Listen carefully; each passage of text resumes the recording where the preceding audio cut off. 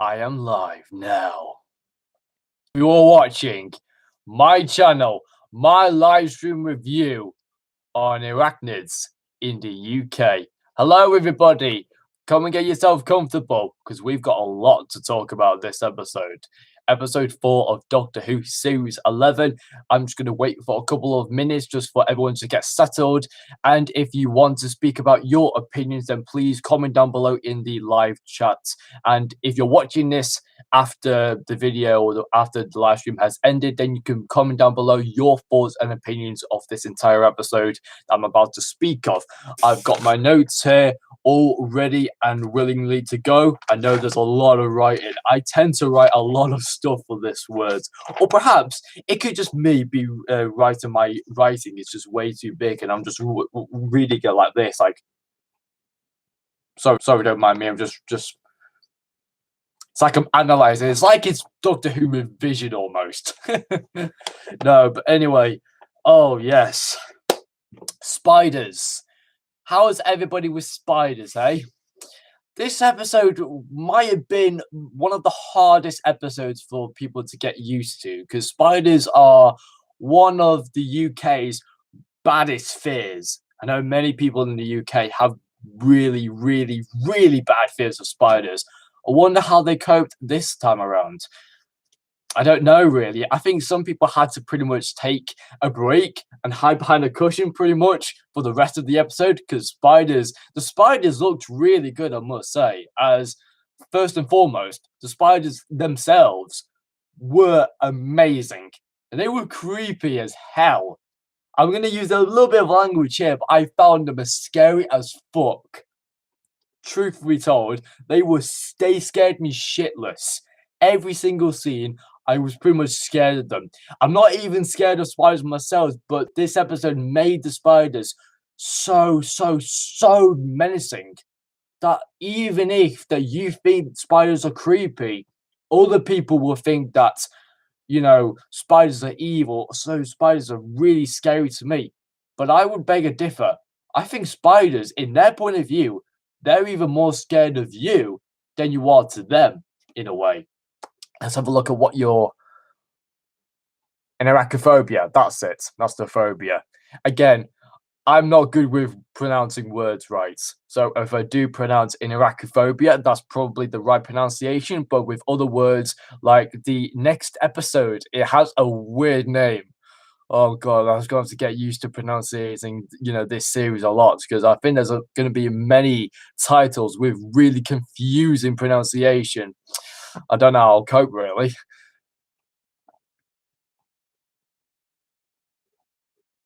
The latest. Oh yeah, sorry Charlie, what was it? So Alex, the latest episode is the best of the series so far, but I feel very sorry for anyone who has a fear of spiders. Oh, do you? Do you actually think that this is better than Rosa's episode? You are the first person to ever say that this has been the best episode so far. I mean, some people felt that this episode was a step down from last week's episode, obviously being set in Sheffield in the present day. Just only half an hour since they left the warehouse, they ended up back in Sheffield after those two adventures through the Ghost Monuments and Rosa. And now they're back in Sheffield. And we finally get an introduction to Yaz's parents and her family in a way. And I felt this was a really great step down from those two episodes to come into the present day and to feel like it's so down to earth. There's nothing too alien about this episode. It's pretty much just human nature taking its course and how these spiders are genetically formed and mutated, not just by aliens or not just somebody controlling it. It's just pure landfill. And with Jade's doing this research, or one of the characters called Jade, doing all this research on the behavior and the strength of these spiders, all of the carcasses were dumped into this landfill site. And then normal spiders, basically fed on all of this food and basically ate some of, like, say, I don't know, feasted on some of the technology that Jade was actually experimenting on with these spiders, and they actually mutated and grew into menacing and deadlier spiders than ever before. And I felt that was a very, very interesting plot line. I think many people were a bit depressed and a bit disappointed with the ending, which we're going to get onto a bit later on. I should really close this blind, really. Is that better? Oh, it's still there. Good sake. Hold on a minute. Is that better? Yeah, much better. Oh, God. The light is still coming in. Oh, God's sake. Stay. It'll have to do. Anyway, let's have a look what you're going down in the chat. Because my giant fear of spiders, I didn't like the episode as much as I wasn't scared. Too over the top. It's just like the Shakespeare Code, making complete unnecessary over the top the Harry Potter reference. I don't know. I thought many people said that Rosa was their favorite episode of the series. I don't know. I mean, there is one question on my mind I want to ask you all. What episode has been the weakest? Because right now, I have got no idea what episode is the weakest. I definitely think that I really do not know what episode of this series so far is the weakest. Actually, it's a bit dark. Maybe I should open this back up again. I don't know. But no, what episode has been the weakest? Because I really can't decide at the moment. I'm really struggling on what episode has been my favorite, because every single review I've done for The Woman Who Fell to Earth, I rated it a 9 out of 10. Good start. The Ghost Monument, 9 out of 10 again. Rosa, 9 out of 10. And then this one. I'm thinking, am I giving a 9 again? But maybe after this review, I'm not sure. But at the moment, I really do not know. I think for me personally, everyone has a favourite and everyone has a weakest. For me, choosing a favourite and choosing the weakest episode so far this series is so difficult, because I can feel like that the Ghost Monument is the weakest, but I know for a fact that Rosa was fantastic. And yet I know that maybe The Woman Who Fell to Earth was even greater than Rosa. I don't know, really. It's just that difficult for me at the moment that I can't really make a decision, really. It's been so difficult for me.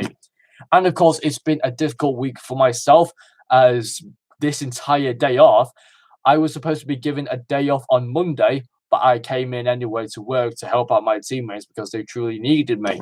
And so, yes, this is my complete day off. I'll now be given a day off where I don't have anybody disrupting my day off, because in the past, I've been getting days off. And then all of a sudden, about 6 hours later, it's like, Alex, can you come into work? We really need you. I'm like, please, Alex, we need you badly. And then when I come in, it's like, oh, there's not a big load of things to do, really. So you basically brought me out of my day off for not even doing anything. That's pretty much what I'm sick and tired of at the moment. People calling me into work and then realizing at the moment, oh, we don't need you. So basically, I traveled all the way down to my work and then expected not to do anything. So it's pretty much just wasted all this time even trying to get this live stream review up. So I finally got a day off to pretty much ignore everyone out of my work and just completely ignore them. Not even looking at my phone. My phone's upstairs, so I hardly even know. They texted me. Well, I'll say, oh well, I was out. I got schedules. I was scheduling in Sheffield. I was scheduling in Sheffield to review Doctor Who Series 11. I'll say that. Yeah. You probably wanted to hear my story, because last week I made up a story of visiting houses in Hale somewhere, so because my auntie's moving into a new house, I decided, I'll just make up some story that I was just trying to get that live stream done.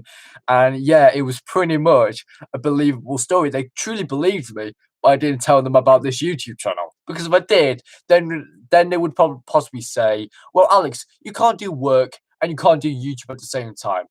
But you know I can. And recently, 155 subscribers. I know.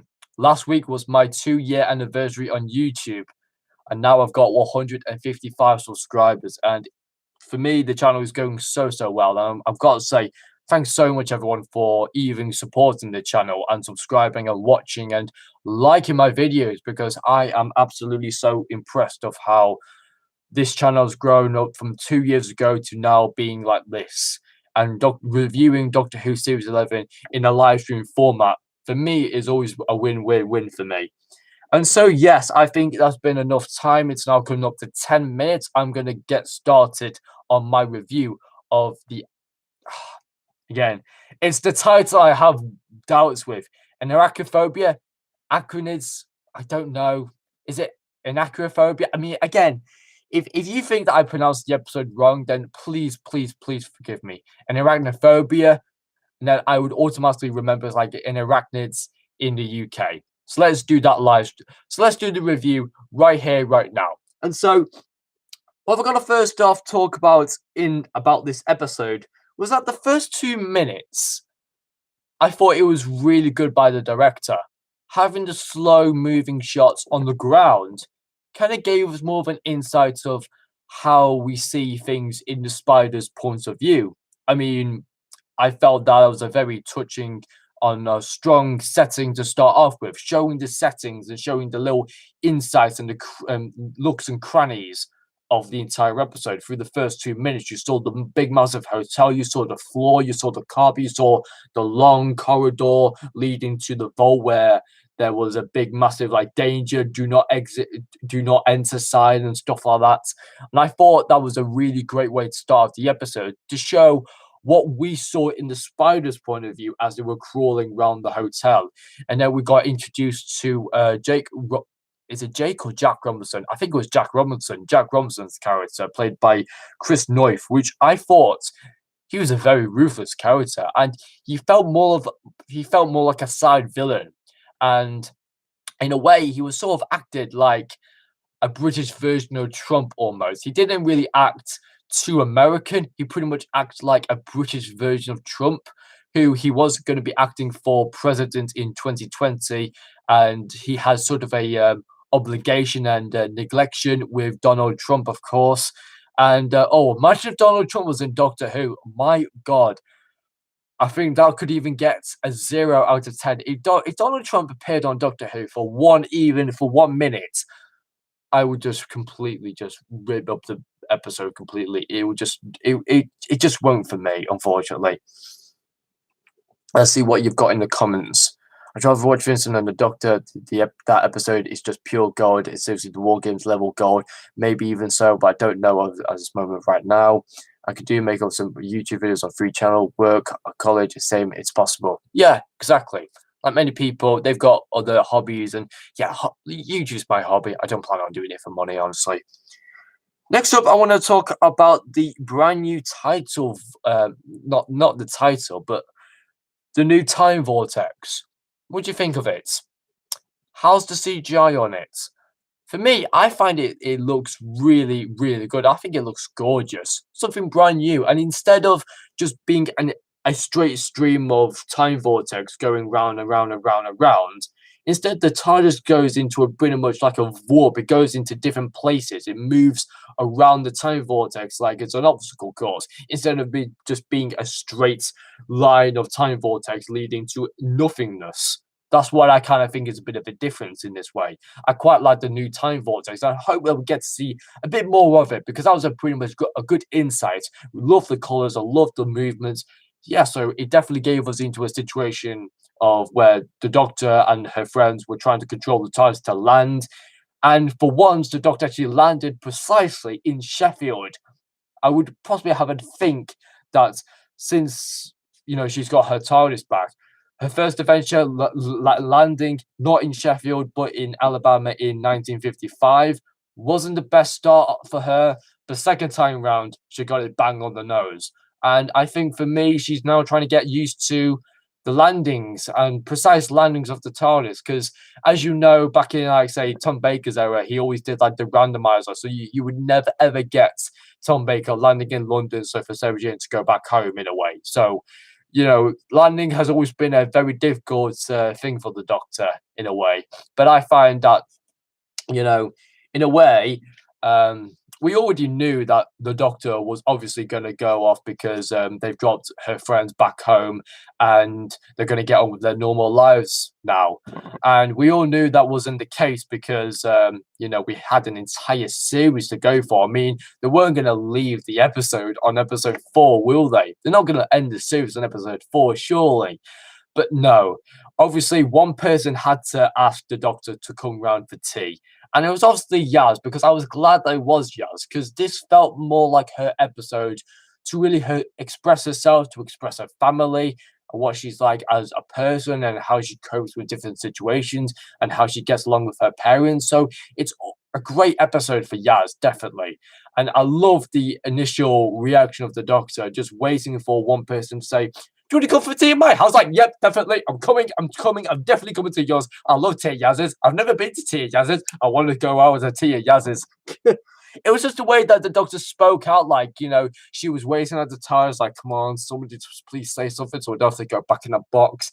And then Yaz said, "Do you want to come for tea at my house?" Definitely. I'm coming. Definitely coming. It's like that wanting moment that you don't want to say goodbye, but then somebody offers you to come in for tea and like say, "Yes, I'm taking it. I'm going." Yeah, yeah. I mean, I found that a bit hilarious, really, from Jodie Whittaker. Great acting from Jodie Whittaker all the time. And there's one thing that I love about Jodie Whittaker at the moment. She does all this small talk, quite quick and quite energetic. Talks a bit weird at some points, but I'm still trying to get used to her. I mean, she's a bit awkward when she talks, right? When she's trying to get down with, her friends, down to earth levels, she's a bit awkward in a way, but I think she's still trying to get grips with everything else that's going in her regeneration cycle in a way. So I think it's the thing is, the Doctor can communicate with other species in the galaxies, but when it comes down to Earth terms, she has problems with it all the time. It's like getting down with the kids. I know Peter Capaldi in one historical episode was like, "I'm getting down with the kids, bro." It's like, Doctor, don't do that. Just don't. It just made things really awkward. I remember they used to do something like that. If Trump appeared in Doctor Who, he would a horrendous addition to it. No wonder he's a prick. Exactly right, Charlie. Exactly right. I think that tea scene is something Matt Smith would have done. Not that's a bad thing. It's not. Yeah, I think many other doctors would have done that. Probably not Capaldi, because I think he's got his own little tea set in his TARDIS, I would imagine. But going to somebody's house for tea, that was like a Matt Smith or Jodie Whittaker could possibly do if that happened, and it certainly did happen. So yeah, I felt we are slowly but steadily getting to know Jodie Whittaker more and more and more. I think what the problem of people have at the moment with her is because she is not getting into a different gear, which I think kind of gives us a bit of negativity, which I don't think the negativity is necessary at this moment in time. It's only 4 episodes in. We've still got 6 episodes remaining of series 11. So don't fret about Jodie Whittaker getting into second gear, because time will come. Time will come. We'll get a full knowing of what Jodie Whittaker is all about. She's very fun. She's very energetic. She likes this short, quick talk, which I'm a big fan of. I find it amusing. I find it entertaining. And it's always what the Doctor has always done. You always see the Doctor talking fast, talking snappy, and they get to the point straight away. I know Capaldi did it. I know Smith did it. I know Tennant did it. And I know Eccleston did it. And I'm pretty sure that every single Doctor had did it, because it's like this short, quick talk, because you don't want a Doctor to talk slowly like this and I'm trying to bore your eyes out. They want the Doctor to be quick and energetic so you understand them straight away. And that's what I like about Jodie Whittaker at the moment. Her quick thinking. She thinks on her feet, and she thinks for the resortful situation and the solution to any problem. And I find that amazing of how she can think on her feet so quick and think of an idea or think of a solution either way, and how to control her and how to control her friends and other people around her to don't kill things straight away, like with Jack Robson's character, who decided to kill the spider at the end, which right now, I'm going to move on to the ending, which seems a bit far-fetched, which I shouldn't do, because I should do it pretty much from the beginning to the end. You know what? I'm not going to be one of those YouTubers that basically skips over through pretty much everything. I'm going to do things solely from the beginning bit to the ending bit. I'm going to work it like that. So, I've got to say that before we knew Yaz into this episode, I think that when we finally met her parents. I think it was like for the first time ever that you know, Yaz's dad says, "Oh, Yaz has brought friends back," and it's like, you know, his Yaz's sister said like, "She paying you or something." It's like, and like both the doctor and Ryan were like, "What's going on here?" It's like it was so awkward at the moment. I felt Yaz felt a bit embarrassed really at that moment in time, but it kind of gave me the question: did Yaz not even have any friends at school, or did she not bring any friends back home at all back in the day? Did that never happen?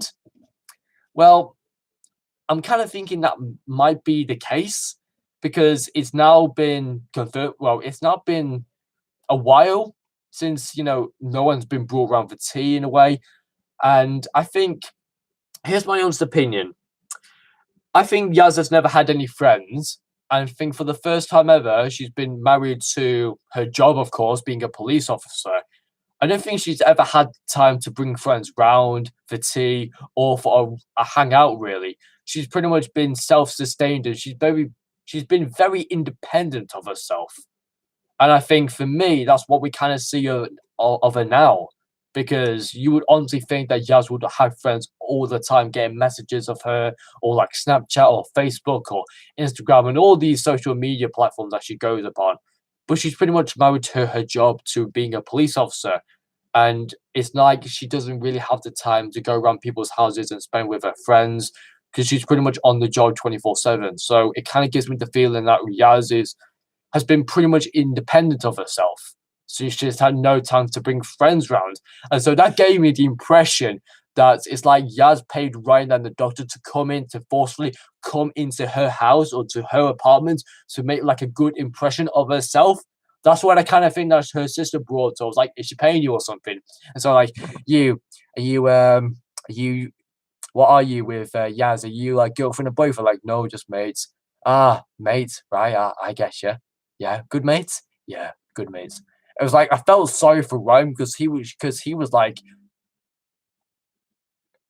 just staring really, just staring at Yaz's sister, just being very, very awkward. I just found those scenes a bit awkward. I thought the doctor was awkward. Ryan just felt like the coolest person in the world because Yaz's sister was awkward. Yaz was actually all right. Her dad, I think, is probably not the best character to get along with. I think Yaz gets on with everyone, especially with her mum, but I think her dad, we didn't get as much development with her dad as we should have done. I found her sister really annoying for me, unfortunately. I just felt that she was that one annoying brat that you just didn't really want to meet at all. And I felt Ryan was probably the coolest person in the world, like telling the doctor probably like, bring it down a little bit, doctor, because I think you're talking too much and you're getting too much down to intergalactic terms rather than to Earth terms in a way. So I felt that was really good. Just looking at my notes here. Oh yes, I want to mention about Graham. Graham's fantastic acting. I know, obviously, Graham didn't show up to Yaz's place for tea. Graham went back home, and I think I knew what he was going to do. He went back to his house, and he went in, and he was thinking about Grace, who died in the first episode. And I must say, this has been really tricky for me to get my head around, but it's been very, very tricky for me to even say this. But Graham is sensational. Bradley Walsh, as a TV presenter of The Chase, I was worried that people were going to underestimate him, of like saying he was never ever going to deliver a great character. I think everyone was wrong. I bet that everybody who said that Bradley Walsh was never ever going to make a good companion, you need to take a good look in the mirror, please.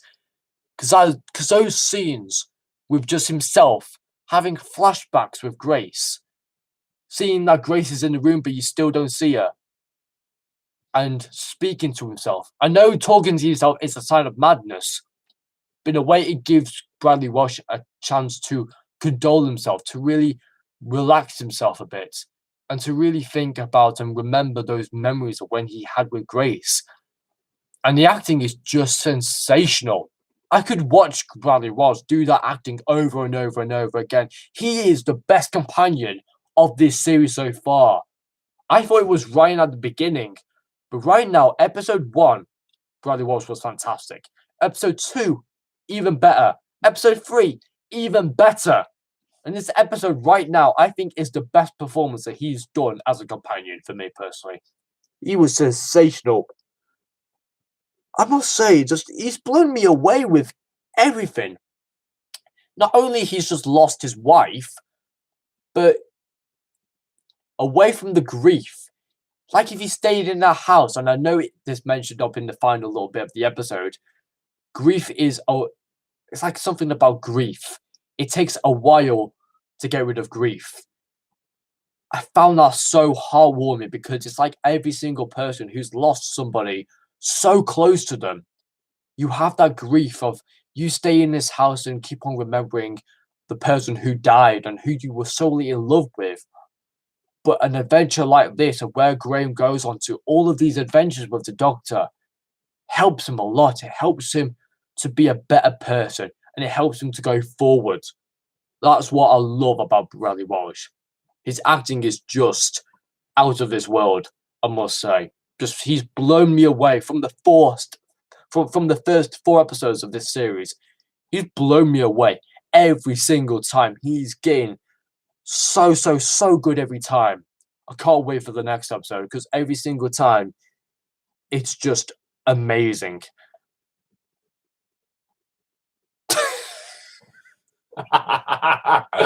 Oh yes, Charlie, you stole my line. Oh, you stole my line. Oh, it's time the Doctor to play the chase.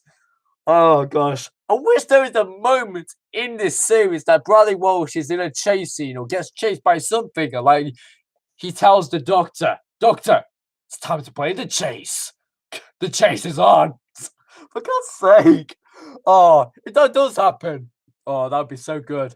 That's all that needs to be done now. If Bradley Walsh says that right now, or says that in the next episode, or the next episode after that, if he says that Doctor, the chase is on.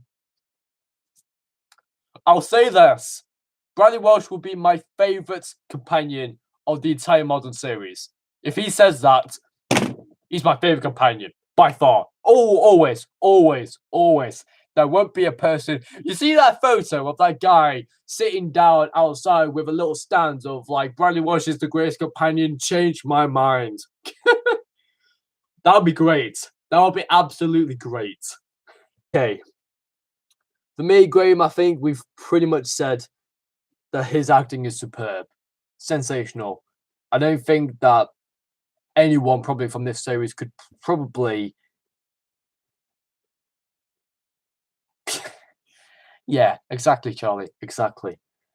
But no, I felt that this episode was a real highlight for Graham to come back home, to have these flashbacks of Grace, remembering the great times, remembering all of the losses that he suffered from.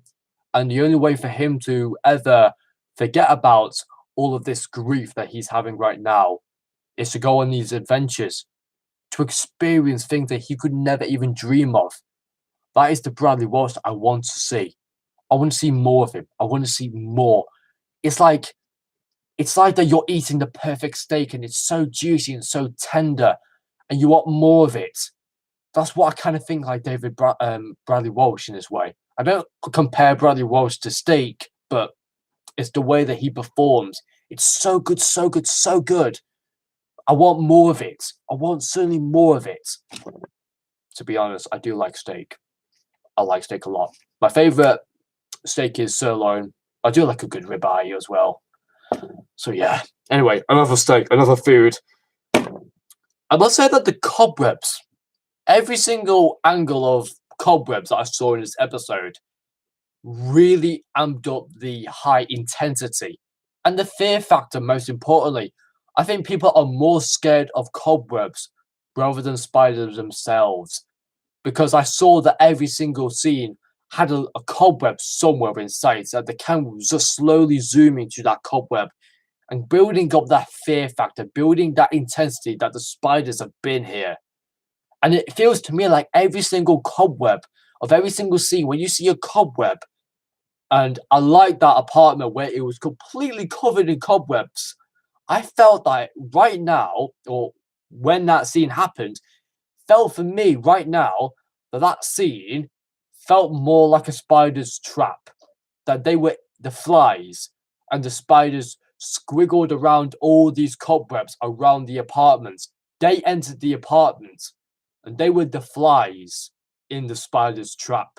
And the spider was still there, and I was waiting for that spider to probably slowly trickle down probably one of the webs and lash out. I wanted that to happen. Fortunately, we didn't get that. We slowly saw the spider crawling from underneath the bed. I was like, oh my god, it's so huge. They've actually made humongous spiders.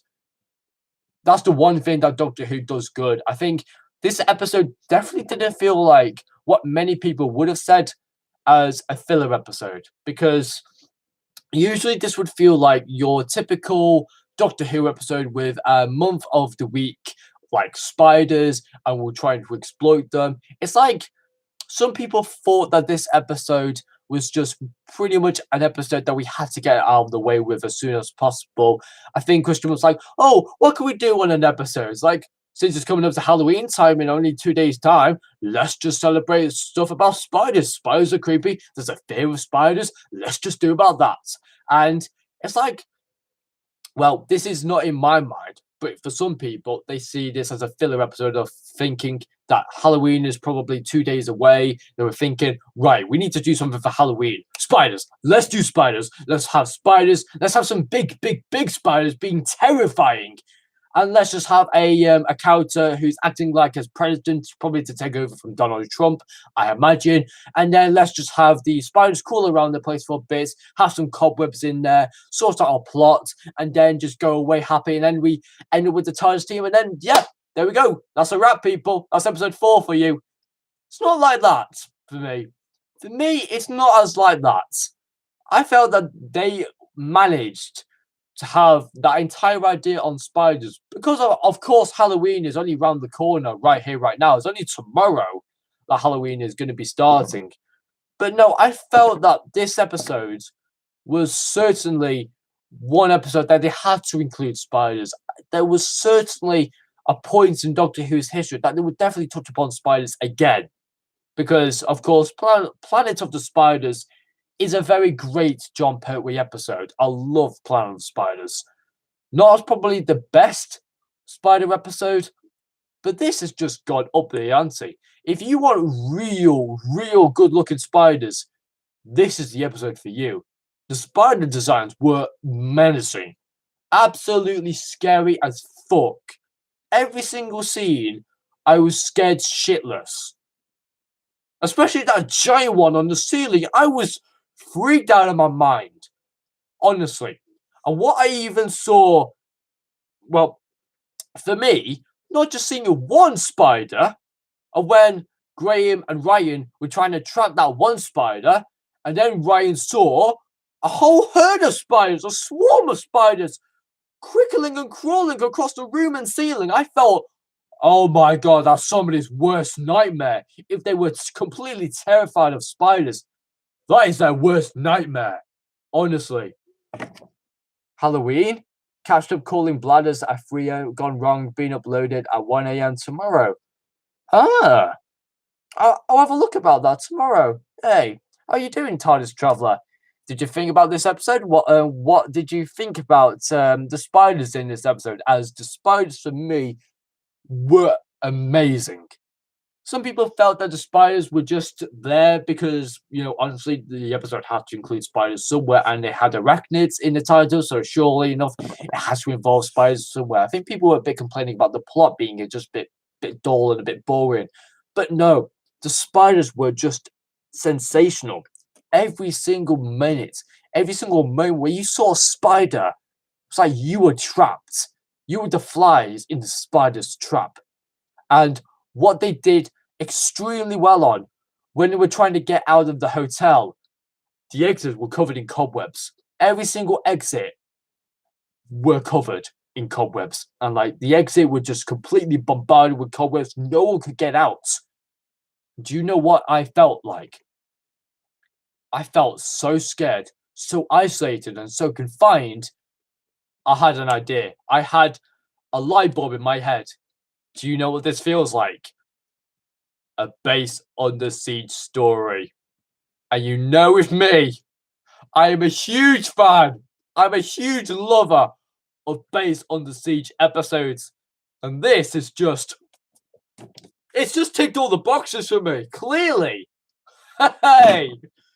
For me, a base under siege story where you have no exits, no way outs, you've got the villains locked inside with you, and you're trying to cope with all the people inside, and you're trying to save them from the devilish spiders. Thank you very much, Chris Chibnall. Thank you very much for making a base under siege story like I wanted it to happen. Thank you so much, Chris Chibnall. It's all down to you, my friend. Thank you. Thank you so much. Because I really love base under siege episodes. Do you know one of the stories that I really like the most? Horror Fang Rock. Stuck in a lighthouse, rooting down at the bottom, you're stuck at the top, no way off. There's only one way of escaping. That's probably jumping off the lighthouse somehow. You're probably pretty much dead. The rooters climbing up the lighthouse. You've got no way out. I love it. It's based on the siege stories at its purest. I love it. So confined, so isolated, and some of the scenes were just absolutely insane. Like honestly, these eyes were like, oh my god. It's like one of those scenes of like I saw a video where there was a dog just sitting on one of the sofas, and he had eyes like this, like that, just staring, no blinking whatsoever, with his beady eyes like that. It was just like that. The scene's like the bathroom scene though, where the spider broke the drain and then clawed up through the drain and attacked Jack Robinson's character. Oh my god. That was so.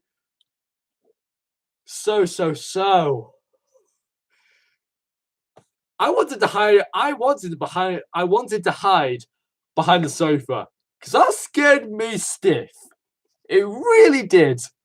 And then I saw, Jack Robinson threw his assistant into the bathroom and locked the door shut, so he had no way of escaping.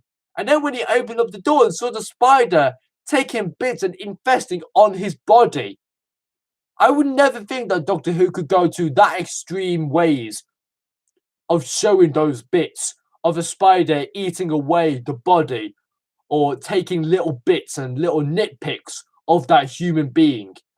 I never think that Doctor Who will go that deep and so daring like that.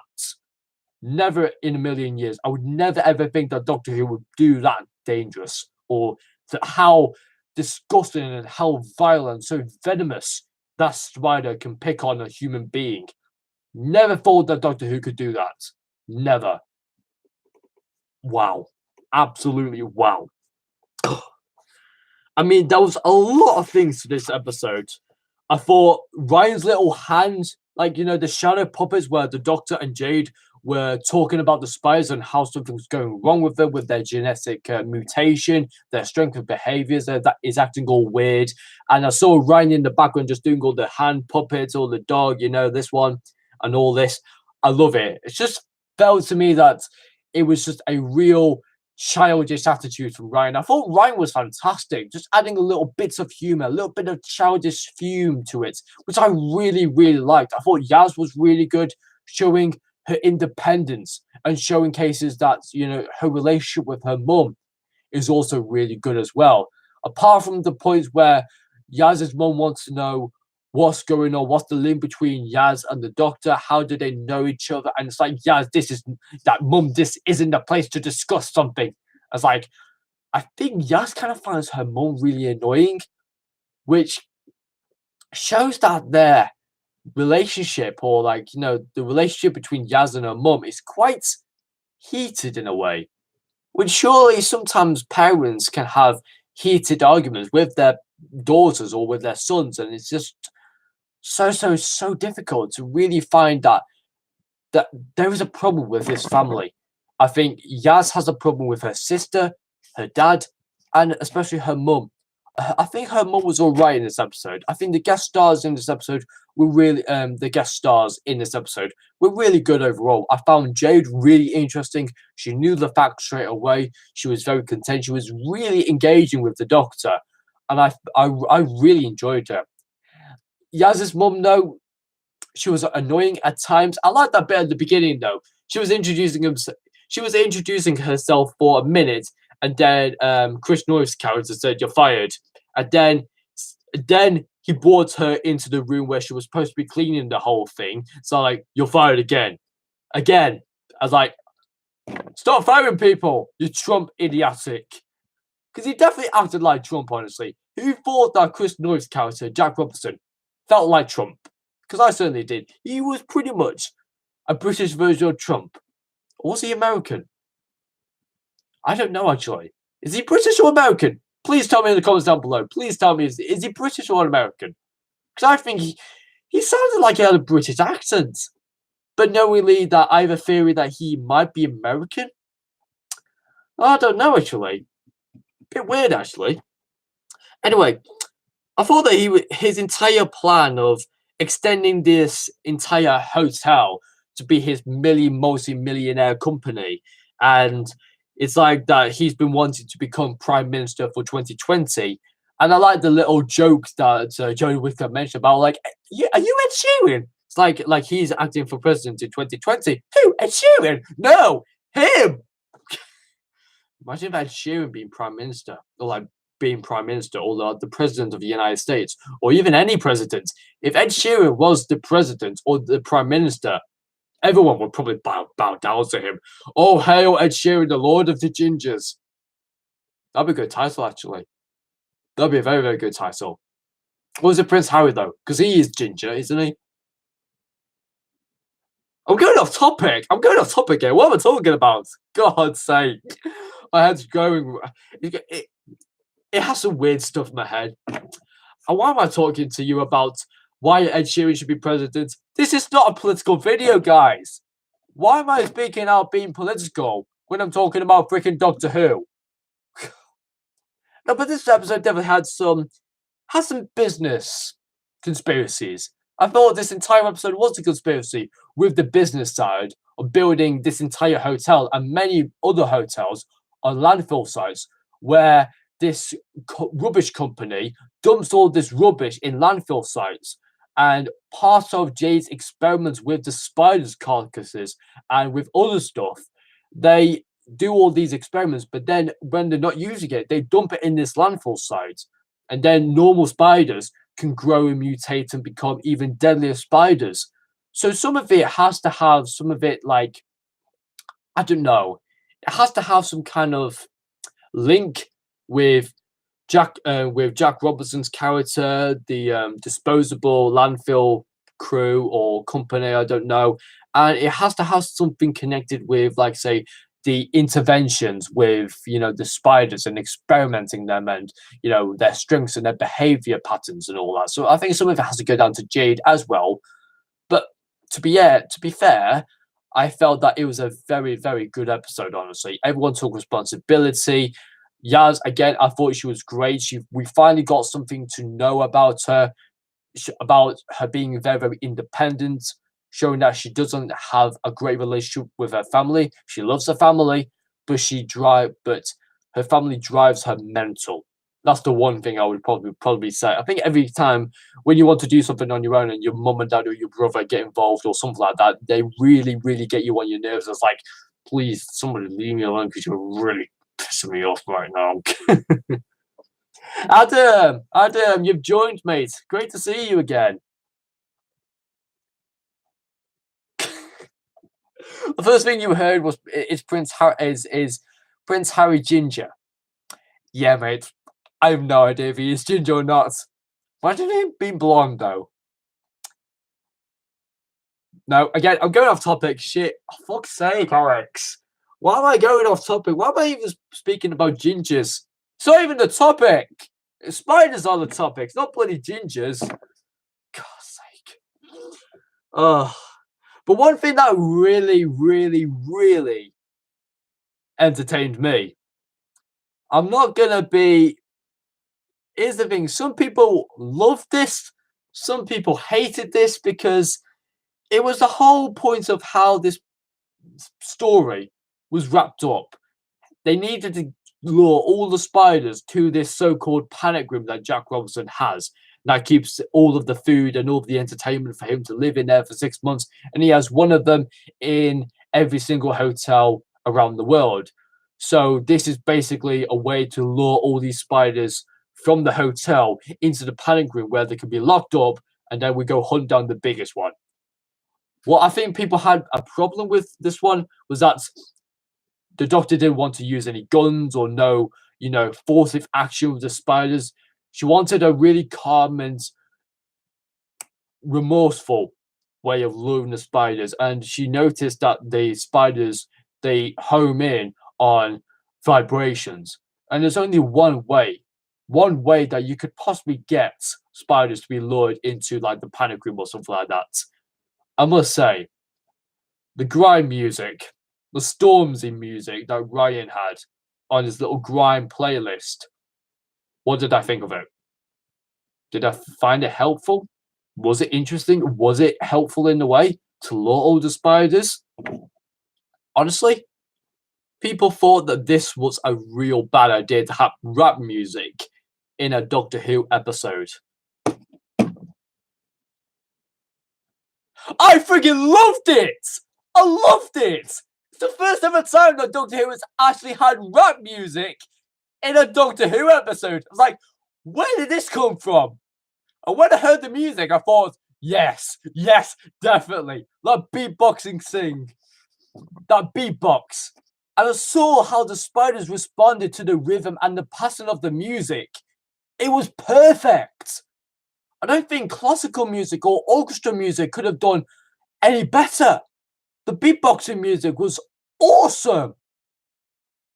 That was the one thing that I was absolutely so happy that they glad and did. Not only being dangerous, but being daring as well. That's why I love Doctor Who, being daring. And having rap music, which not everybody likes rap music. It's not everyone's cup of tea. But that rap music, though, by Stormzy, is hands down one of the best solutions to lure any spider out from anywhere. Honestly, that music right there. I know people hated it. People really crucified that music from Stormzy in that episode.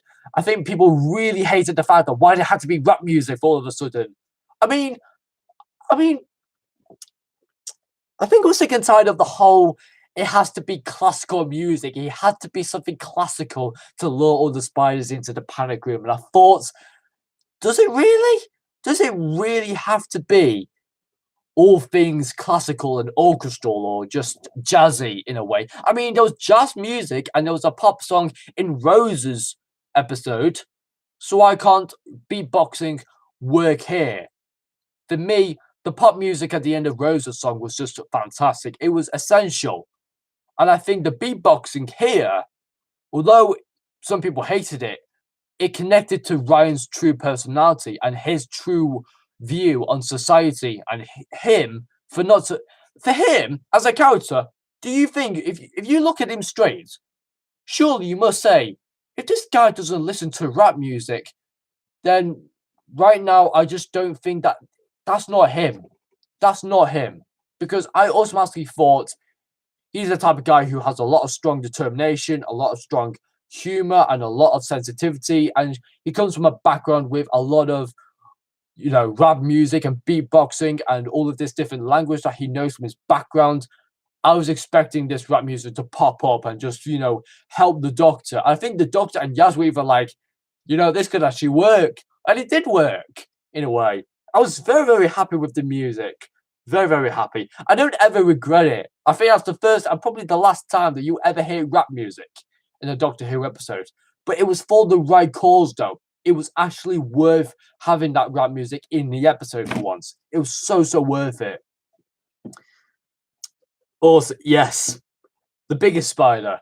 The biggest and the most humongous spider in the episode. How did people respond to that? Especially with people with an arachnophobia. How did people react to that? Having a massive spider the size of a huge van, probably outside. I can see a van right now. It's probably the size of that. How could somebody with a fear of spiders deal with that shit? How could people deal with that? But then again, the spider designs on the small ones and the medium-sized ones look amazing. But then again, it's like if you make one that's the size of a van, you have the same design. It's like, it doesn't look too convincing. But it works though, in a way. The design was alright for the big spiders, but for the small spiders and the medium-sized spiders, perfect. Perfect. I don't think the biggest spiders were brilliant on design because, of course, it used up all of its oxygen. It was growing so much that I think that this was the first spider to be mutated from all that landfill sites underneath the hotel. I thought it was probably the first spider that got genetically mutated and started to trend. I think it was the mummy. I think it was the king or the queen of the entire spider swarm in a way. But it definitely gave us something to feel sorry for in a way, because in a way, we have this huge spider who's not actually being harmful in a way. It's actually dying, suffering, because its bigger body can't deal with the small heart that it has. So it can't generate all that blood and all that oxygen around the body. So it's suffocating to pretty much stay alive. It's pretty much living on its last legs, pretty much. Probably 4 or maybe 2, possibly 1. I don't know. Doctor. Hey, dogs. It's Dugsy. Yeah, hello, mate. Dr. Gayyard. Yep, throw your shit at me. Go on, throw your shit at me. Say I'm a Doctor Who fanatic and also I'm a cunt. Yeah, go ahead. Go and say what you think about my channel. Go ahead. To be honest, you're not doing anything to my channel. Anyway, it's great to see you again. I haven't seen you in a while. Then again, if I heard that Doctor Who Gayyard, I mean, you must be happy with the music, though, at least. I mean, Stormzy in a Doctor Who episode, surely enough, should win every single box for you, honestly, because I know you listen to a lot of rap music at all. The spiders look more realistic than the Planet of the Spiders, I admit. Yeah, definitely. I think Planet of the Spiders, of course, you can forgive them because they had a low budget and they only had limited amounts of plot. The plot in that episode, I think for me was really good, but I felt that this episode on plot base was really good. But the thing is, the ending though. Why did it have to end like that? Jack Robinson character had to shoot the huge spider with one shot, and I was like thinking, yes, it's on its last 2 legs, but you had to shoot at it, and like, why didn't the other person shoot that spider in the bathroom? Or maybe he didn't really get a chance because the spider was probably too quick for him. But then again, why does everything has to be done by shooting a gun? And then obviously we're in America, so surely enough guns are the way to go forward in order to kill somebody or to kill a creature that is harming the environment. Like, I mean, come on. I mean, that's not the British way, but it's the American way. We shoot guns at everything. It's not guns don't kill people, people kill people. That's the way in Britain. But in America, guns kill people. But guns are the solution to everything, pretty much. So, yeah, I thought that was a bit of one of the bits I was a bit negative on, unfortunately. What else have I got on my notes? Yeah, you showed no mercy to kill off that spider. I had no intention to show any remorse, any emotion to this spider. It showed some emotion in killing the bloody shit out of it. I mean, surely enough, one gunshot showing no mercy whatsoever just showed how ignorant and how out of touch and how unsensitive this character is. Just showcases how of a brutal bastard he is. Just showcases he has no sense of care whatsoever for these natural creatures. I mean, these were creatures once. These aren't alien at all. And I was glad. I was very, very glad that this episode wasn't alien involved. And I was also glad that there wasn't somebody controlling these spiders. These spiders controlled by themselves. And I was very, very happy to have spiders with a mind of their own to go out and to get used to being being something that's true to nature.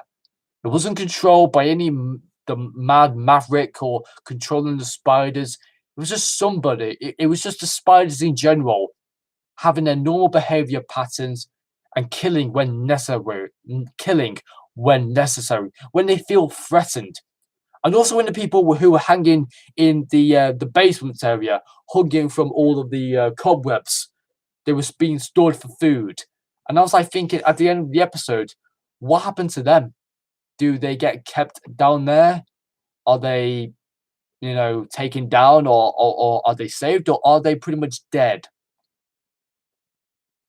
It's like, have I missed something? It's like when that spider died, what happened to all the other spiders locked in the panic room? Do they die? I mean, what happened to them? And it's like this entire ending is just unfinished. It's like it's uncooked for me. I just don't find this ending was significantly finished. It was pretty much an unfinished ending in a way. Because what happened to the spiders in the panic room? What happened to the disposing of the big, massive, giant spider? Was it left there? Was it dumped in landfill sites? What happened to the big spider? What happened to it? And what happened to Jack Robinson? Where did he go off to? Where did he fuck off to? So for me, the ending was the biggest disappointment. I thought for the first 50 minutes, the first 46 minutes or something were amazing.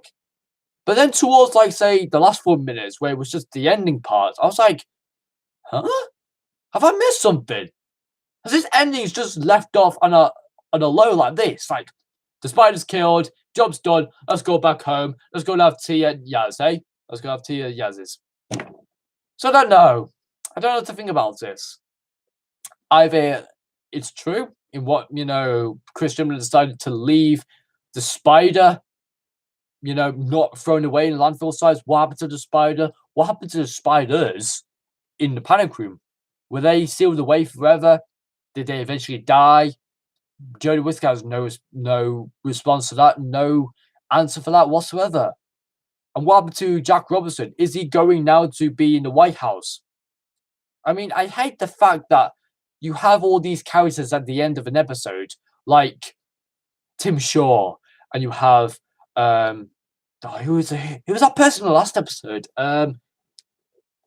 Cladso? No. I forgot what that other person was called. Wait, I have my notes here. Yeah, hang on a minute.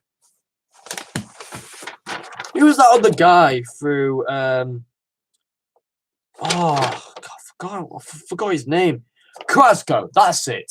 Yeah, in the last episode, Carrasco disappeared without a death. Tim Shaw disappeared from episode 1 without a death. So I'm thinking Jake Robinson left without an explanation. So does that mean that these characters or something like this? It's like it's a pattern I've recognized. All of these villains disappear without an explanation. They die. Well, 2 of them disappear without an explanation, and then Jake Robinson died. Jack Robinson disappeared without an explanation at all. So it kind of gives me the feeling like, is something up? Is something going on? Interesting. It's one to think of, really. But overall, I thought this episode was just absolutely fantastic. In a way that they had to exploit the fear factor using spiders. And the fear of spiders were just unbelievable. The amount of scenes you saw with spiders in this episode were just unbelievable. I was even more surprised of how, people coped. Imagine if how people saw how scared, freakishly scared spiders were. You watch this episode, I bet they had to have about a 5-minute or 10-minute break between every single spider scene because it was pure spiders and spiders and spiders everywhere. I love the cobwebs elements. They really added some kind of a real high intensity note and really builds up the fear factor of these spiders. That's whenever you see a cobweb, you know that spider's been there and it's probably still there waiting for you to get killed or something like that. So I find it immensely terrifying. And of course, since the spiders covered up the exits in the hotel, made the whole episode of a base under siege episode. And I love base under siege episodes. You have no idea how much base under siege episodes mean so much to me. I can give you my top 5 base under siege stories right here, right now. Number 5.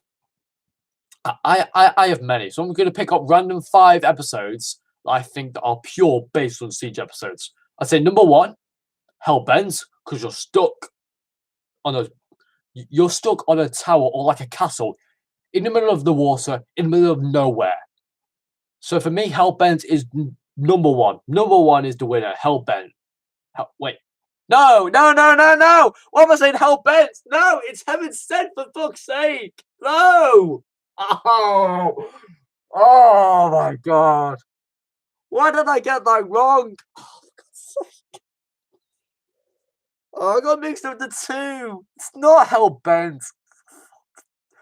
God damn it, Alex. It's Heaven Sent. Heaven fucking Sent. That's my number 1 based on the siege episodes. For God's sake, I keep on getting them mixed up. Really hate that now. I can't believe I said Hellbent was the best based on the siege episode I've ever seen. I really can't. I can't believe I said that. Hellbent.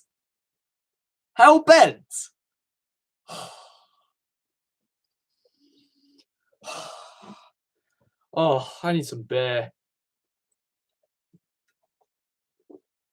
Oh, that hurts. Oh. I can't believe I said Hellbent. I really am such of a cunt now. I said Hellbent was the best based on siege episode ever.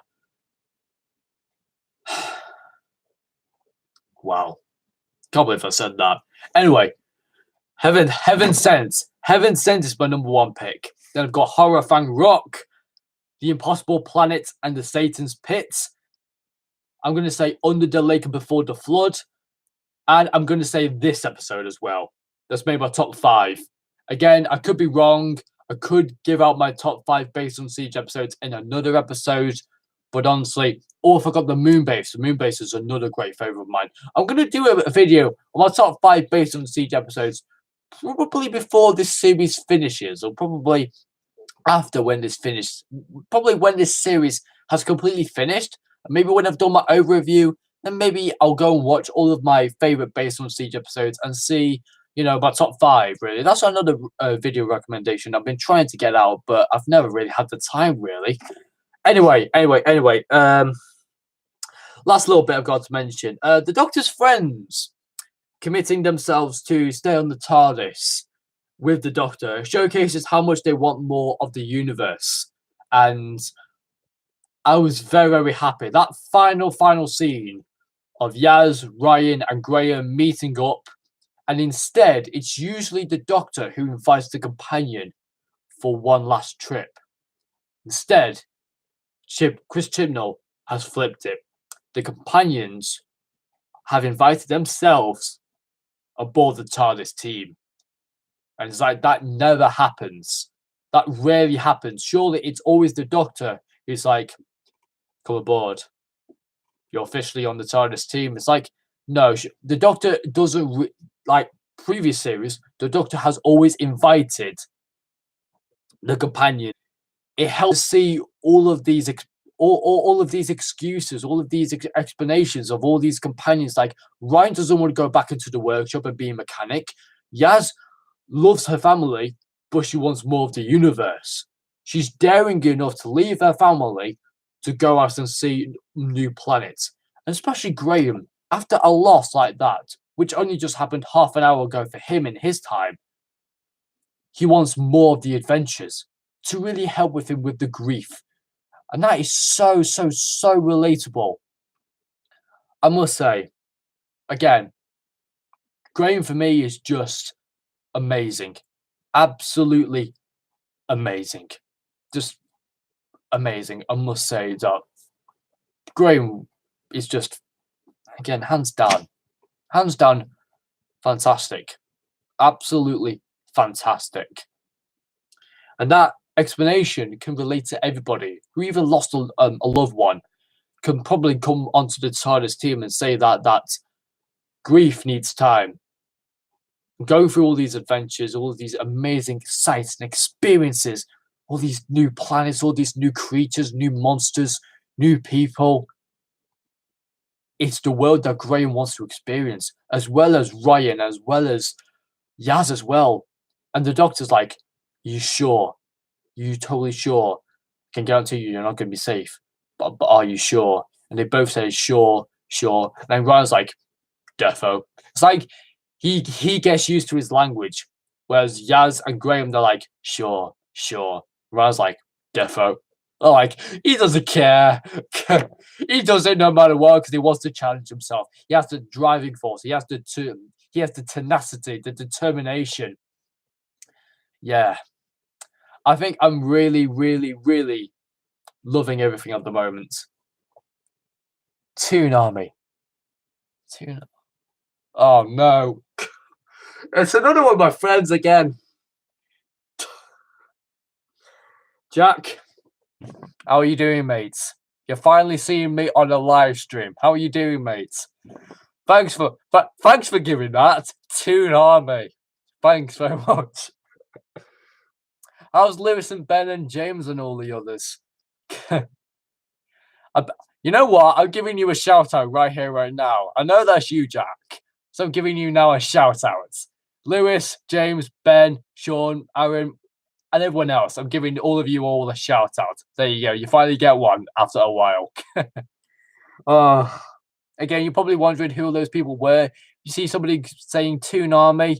Well, that's basically one of my friends. One of my friends from high school. Just chatting shit, really. Yes, I am. Yes, I am allowed to swear words on this channel. It is allowed. It's my channel. If you don't like that, then you can go away and say I'm a cunt because pretty much I am. I am a cunt. I always live by that song that there's everyone's a bit of a cunt sometimes. I don't even know the songs or the lyrics. I'm just saying everyone's a bit of a cunt sometimes. That's the song that I live my life on. Anyway, it's got nothing to do with the rest of the episode. But then again, I'm going to wrap up this review anyway. But I must say that this review has definitely been difficult to get my head around. I don't think... No, Doug's. Don't worry about that. You haven't even met my Jack. It's not your Jack.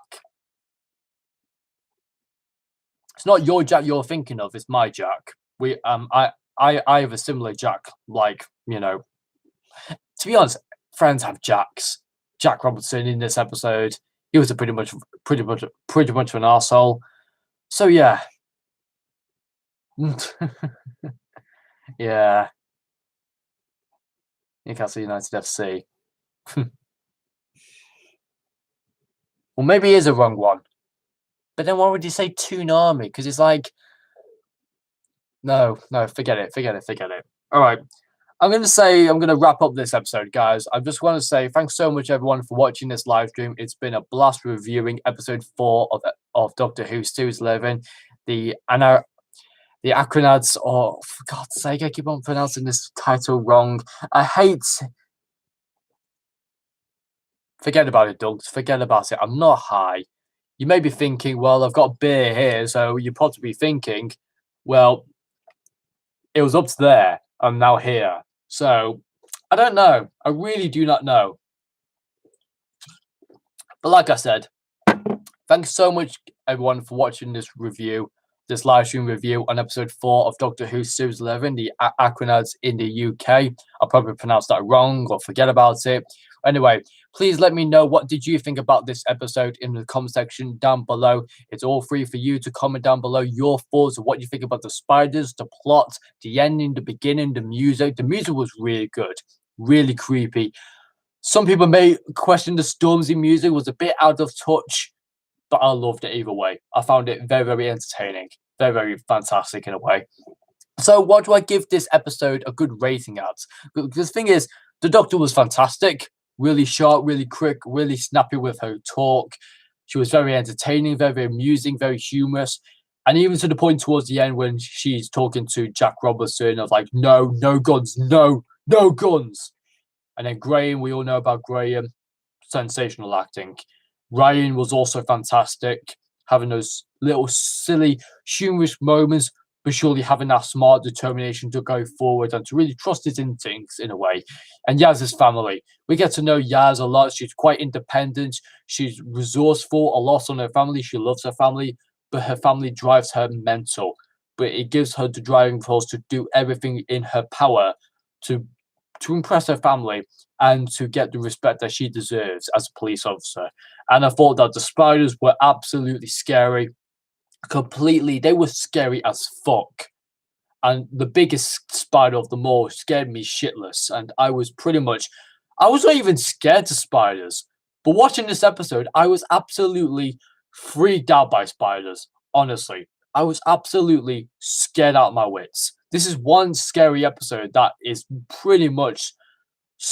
I was very, very happy to have this live stream open because tomorrow is Halloween, and I was very, very happy to have this spider element being the main feature of this episode to really connect to that Halloween theme that's just right around the corner. It's only one more day until Halloween starts.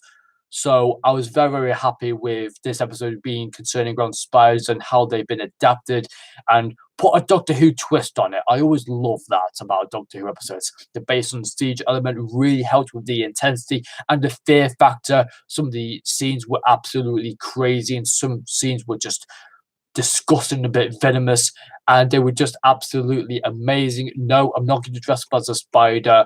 I won't even have 8 legs, man. Come on, I only have 4. I've got 1, 2, 3. Wait, that doesn't make sense. 1, 2, 3. It's like I've just got one busted out of my shirt, like, hey. I don't know. Say all the stuff you want in the comment section down below. But anyway, I'm going to get off now. I'm going to end this live stream. I'm going to end up with my overall rating for this episode. I don't actually know, actually. Nah. You know what? I'm going to be consistent about this. I've been consistent for every single Doctor Who episode. Episode 1, I gave it a 9 out of 10. Episode 2, I gave it a 9 out of 10. Episode 3, I gave it a 9 out of 10. And episode 4, and Arachnids in the UK, I'm going to give it. It wasn't perfect. It wasn't the best. But for me, I'm also going to give it a 9 out of 10. I'm going to stay consistent. So every single episode that has been right now, episodes 1, 2, 3, and 4, I'm rating them all 9 out of 10. Maybe at the end of the series, I could probably pick a winner, maybe. Or maybe I could rate all of them 9 out of 10 and say this was probably one of been the most consistent series in any series of Doctor Who in its history. Because really, 9 out of 10 for 4 episodes running is very, very, very impressive. We've got a real good tone of this series right now, and I'm so, so happy to have Graham, Ryan, and Yaz be on the TARDIS team with the Doctor. And I like that final scene at the end where they took the TARDIS lever, they all put their hands on it, and the Doctor said, I love this bit. They pushed down the lever, and then that was the end of the episode. I love that little bit. Just shows that we're now on a roll with Doctor Who. We're going to experience many more episodes, many more scares, many more exciting character development, and probably a solution or possibly an answer to what happens to all the characters who disappear from the episode. It's happened in episode 1, episode 3, and episode 4. So what's episode 5 going to bring us? All I know is that from the next time trailer, it looks more like a hospital. And I would think that right now that the name of episode 5 is so difficult. I just don't know. I don't know how to pronounce it. I'm not going to even pronounce episode 5's name. I really do not know. So I'm going to leave it at this, guys. I'm just going to read out all of the final comments in this live chat before I go. Rafa Benitez or Jose Mourinho? Well, I think both of those managers are really good. Benitez at the moment, he can't really get the money because Mike Ashley's being a prick and not giving him the right excessive money to get the players he wants. And it's the same problem with Jose Mourinho. I don't think Benitez is going to get fired. I think he's going to stay towards the end of the season. But if Benitez doesn't really get Newcastle to where he wants them to get up to in the Premier League this season, then I think Benitez is going to go. I think Jose Mourinho, though, whether you love him or hate him, you've got to go for him. I have to go for Mourinho on this case. Although I hate some of the tactics that he does for matches, if Rafa goes, I go. Yeah. I think for every single Newcastle fan, whatever you do, I want you to do well. Because right now, I think, personally, I thought back in the day, you were probably one of the highest scoring teams of the Premier League. And I think Newcastle United as a club, you have probably one of the greatest voices in English football history. Your stadium is so beautiful. I'd love to go up to Newcastle and visit St. James's Park. I'd love to do that. And I must say that Alan Shearer, Newcastle legend for you. You'd always be my favourite sport pundit and probably my favourite legendary player because he's always so fantastic. Alan Shearer is probably the greatest guy that, could ever witness on English football history. He's done so much for you. Maybe not won any titles, but the goals he scored for you. My word, Alan Shearer is a legend in your eyes. For me, Jose Mourinho, I've got to stick with him. Although I hate the fact that people say Mourinho out, Mourinho out, Mourinho out. I don't want him to go. Maybe if he goes by Christmas, that might give us a little bit of time to work with, transfers. Maybe if a new manager comes in, we get some good offers, maybe. I don't know. I think if Mourinho lasts to Christmas or maybe towards the Manchester derby, if Mourinho goes by the derby, if we lose the derby, then I would think that his time's up pretty much. It's pretty much like the Mourinho syndrome. Wherever he enters his third season in a Premier League season, he always goes downhill. Always. Something's always so much wrong in the third series. It's like third season syndrome for him always. But we have to put the supporters have to put his faith in him. I don't think there's one idea that I could have to replace Mourinho. I just think smile more. I think Mourinho needs to smile in order to get his point across and to be that manager to really extend our forces to become a threatening force. I think Lukaku, I think he just needs to just turn down, he's working too hard for his own sake. So I think he just needs to just turn down his work effort a bit down, just so that he can get used to, getting back to his old self again. I thought when we signed Romelu Lukaku, we were going to have the Romelu Lukaku like he was at Everton. Right now, his first season was amazing, but his second season, he's not doing too well, unfortunately. Football or Doctor Who? Both. I can't really pick both. I can't really pick one, unfortunately. It has to be both. I love Premier League football. I just don't like reviewing it. I love Doctor Who, and I love reviewing it. So right now, I love both Doctor Who and football. To be honest, everyone loves other things, really. I used to like other stuff back in the day where I used to like, Premier League football. I like to like Doctor Who. I like to like Star Wars. So, honestly, I can't really pick one, unfortunately. Shearer or Ronaldo? I think in this day and age, Ronaldo, unfortunately. Yeah. Anyway, I'm going to get off, guys. I'm going to end this live stream right here. But thanks so much for watching, for listening to my thoughts on episode 4 of Doctor Who Series 11, the Arachnids in the UK.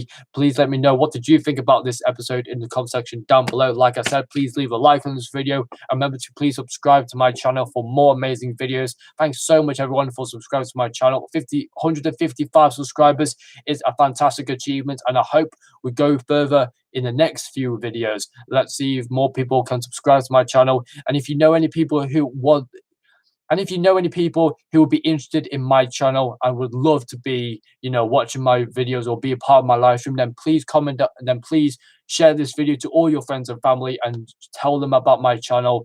And if they want to hear my opinions, then do so as well. But anyway, thanks so much, everyone, for watching, and I'll see you guys next time in the next Doctor Who live stream, which will be on episode 5. Difficult title. I'm not going to pronounce it now. I'm going to head off. I'm going to see you guys next time. Take care, everyone. Goodbye.